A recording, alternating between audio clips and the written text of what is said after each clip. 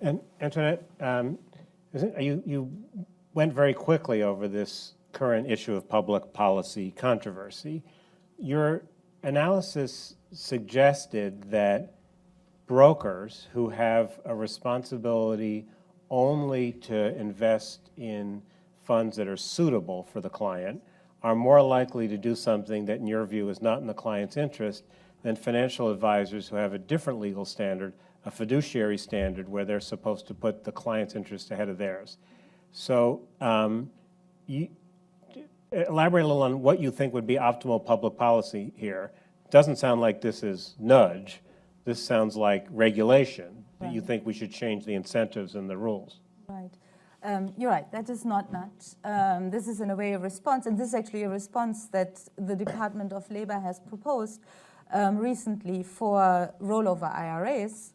That, kind of so what has been proposed is that the type of, advice that American workers can receive or savers can receive would have to be financial advisors who have fiduciary standards, as you said.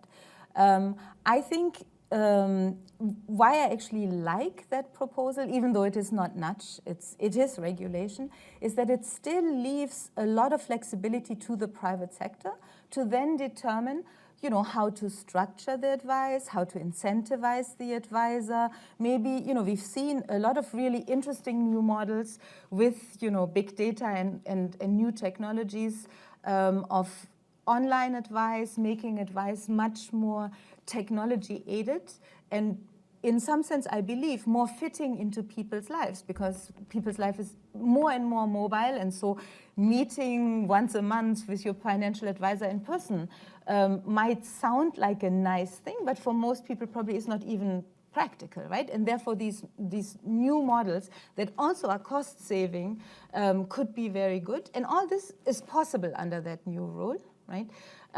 So it leaves a lot of flexibility. Other countries like Britain, for example, or Germany have had much more, if you want, interventionist regulation of the market or the sector of financial advisors, and even regulated how they should pay, how they report to their clients.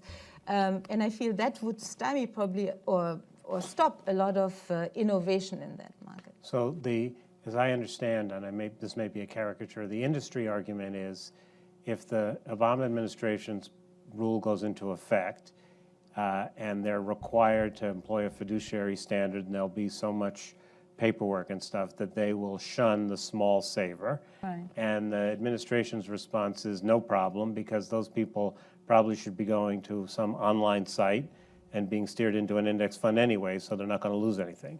It sounds to me like you're sympathetic to the administration. I am sympathetic in the sense that at least what we've seen in the data is that even today, small savers cannot actually get a personal financial advisor.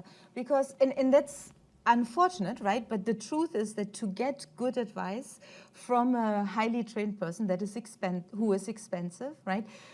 Even under the current model, for a large fraction of the population is just not possible, right? It's too costly given the funds they have.